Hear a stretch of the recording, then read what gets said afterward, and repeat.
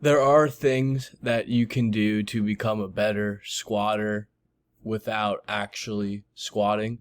So a lot of people they struggle with hip mobility and hamstring flexibility. So I gave you guys some exercises to do on your own when you're not in the gym to try and be more mobile and have a better squat form and overall be stronger. So the first one is called the split stance rock to tall split kneel. So this works the hip flexors and the hamstrings. So all you're going to want to do is kick one leg out, have one leg like here, and you're going to want to rock back and forth. And then when you're done with that, you can switch to the other leg. And this is really good for the hip flexors, really good for the hamstrings, and will make you feel a lot more comfortable when you are squatting. The second one is called toe touch to squat.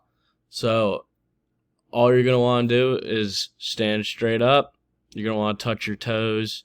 You're going to want to get into that squat form, put your arms up, and then stand up and complete the squat. This is a much tougher exercise to do just based off the fact that most people don't have that mobility. So I would start off with this one and then work your way up to perform this variation.